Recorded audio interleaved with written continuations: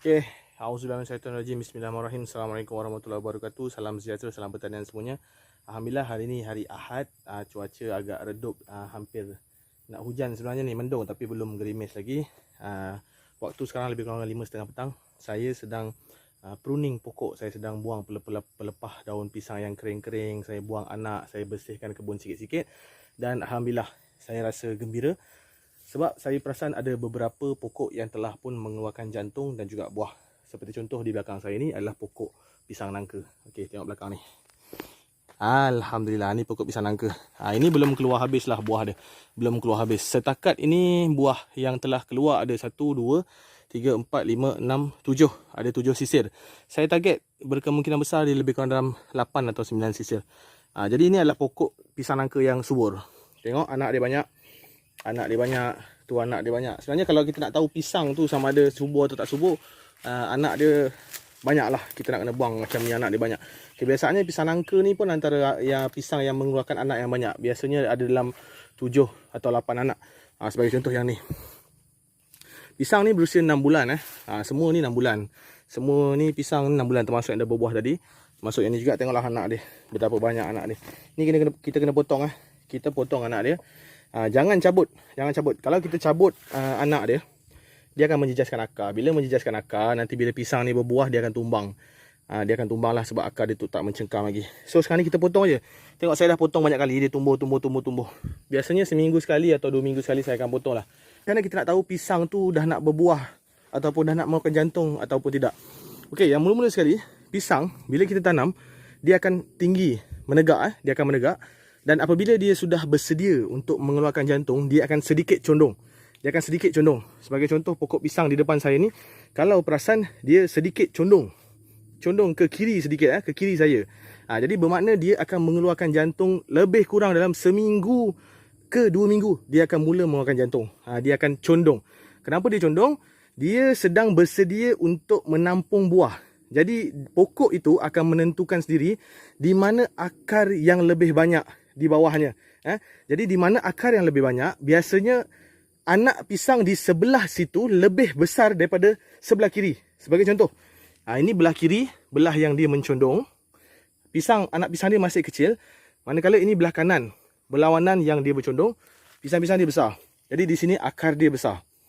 Akar dia besar di sini, so dia dapat menampung jantung atau buah yang berat bila dia dah berbuah nanti.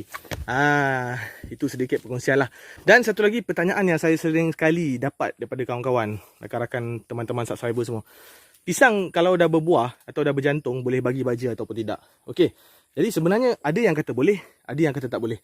Tapi bila tanya saya, apa yang saya selalu buat, saya sudah berhenti menggunakan baja NPK. Tak kisahlah NPK 17-17-21 ke 13-21, saya berhenti serta-merta. Satu, kerana takut buah itu akan pecah. Kerana terlebih baja, dia akan pecah. Biasanya dia akan pecah. Belum cukup tua, dia akan pecah. Itu adalah satu. Dan satu lagi, ada orang cakap, pisang tu rasa dia sedikit pahit. Sedikit pahit. Tapi saya tak tahu dia punya kesahihan dia tu. Betul ke pahit? Jadi tapi biasanya saya memang dah tak bagi. Biasanya kalau pokok dah mula mengeluarkan jantung dan dia dah nak pecah jantung lah. Ini maknanya dah pecah jantung. Dia daripada jantung nak pecah menjadi buah, dia ambil masa lebih kurang seminggu.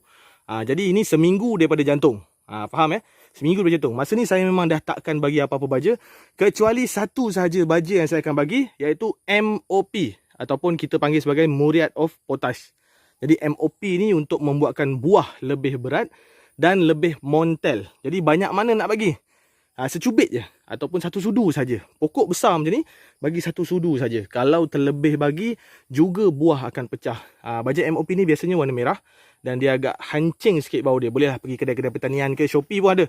Baja SOP orang ni masing-masing. SOP pembajaan, SOP penjagaan pisang macam-masing. So ini adalah cara saya sendiri. Okey.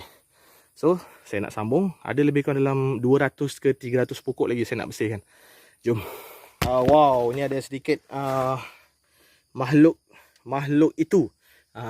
Makhluk itu. Nampak? Dia mengorek lah ni. Musim hujan ni dia mengorek. Okey, jadi tengoklah. Inilah keadaan dia. Pisang yang di sini pisang berangan. Yang berbuah tadi yang saya tunjuk kat sana tadi, barisan pisang nangka dan ada campur pisang tanduk sikit. Ini pisang berangan. Pisang berangan ni ada lebih kurang 800 pokok. Pisang nangka lebih kurang dalam, saya ingat dalam 400, tanduk dalam 600, lebih kurang macam itulah. Di sebelah sana pun berangan. Ini berangan. Saya nak cari ada tak berangan yang dah mengeluarkan jantung atau buah. Alhamdulillah. Sini saya tak berapa jaga sangat. Maksud saya kadang sebulan sekali tengok, macam itulah, ikut kesempatan saya. Tapi alhamdulillah pisang masih subur.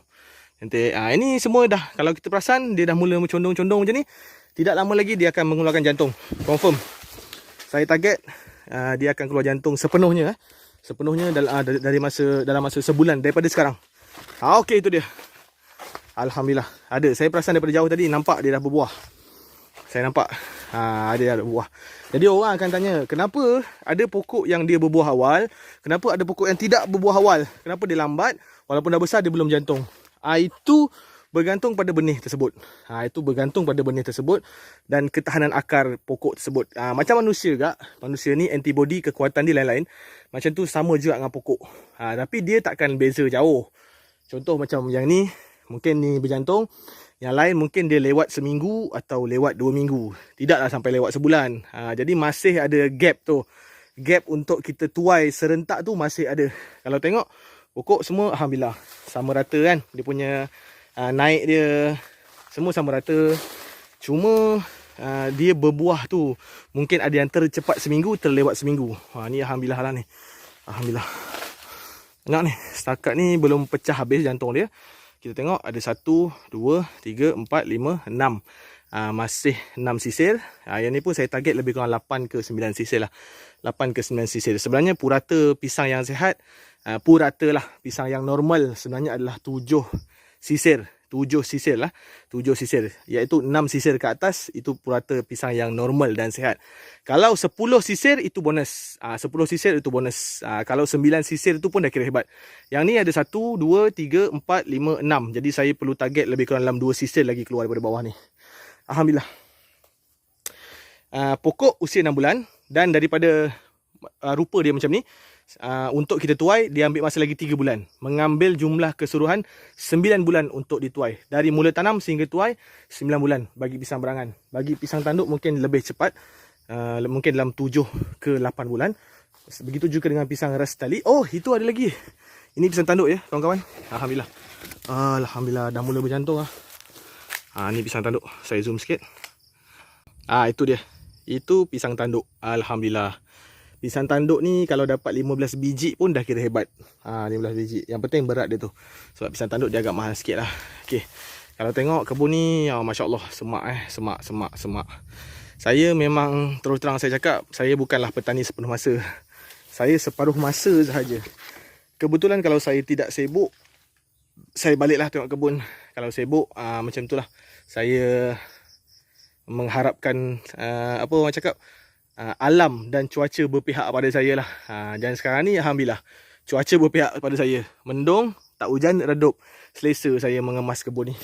Okey, alhamdulillah. Saya rasa itu saja kot untuk perkongsian pendek saya pada petang ni. Soalnya saya tak ada berkesempatan sangat nak buat konten. Jadi saya hanya update sajalah. Sebab masih ramai lagi rakan-rakan kita yang bertanya pasal baja pisang, pasal penjagaan pisang, berapa bulan pisang nak tuai apa semua. Masih lagi bertanya. Jadi saya cubalah tunjuk sedikit-sedikit yang mana kebun ni memang saya buat update daripada saya mula buat tapak, saya tanam, saya baja, saya pruning dan saya bagi tahu A sampai Z baja apa yang perlu digunakan, patut digunakan dan sebagainya, apa yang kita perlu buat. Dan alhamdulillah selepas 6 bulan akhirnya pisang sudah mengeluarkan buah. Kita nak tinggal tunggu 3 bulan lagi untuk tuai. Nanti saya akan update, saya akan tunjuk kat korang apa itu bajet MOP. Tadi saya cerita pasal bajet MOP kan, tapi saya tak tunjuk kan. Dan saya tak tunjuk macam mana cara nak apply daripada pokok. InsyaAllah next episode, 2-3 hari lagi, saya akan buat video lah sikit. Saya tunjuk apa itu bajet MOP. Dan apa sebenarnya yang kita perlu buat lepas pisang ni berjantung. Kita perlu tinggalkan jantung dia ke, ataupun kita kena potong jantung dia ke, kita perlu bungkus ataupun tak bungkus. Mana satu lebih bagus. Apa-apa pun kita tunggu next episode. Assalamualaikum warahmatullahi wabarakatuh. Salam pertanian.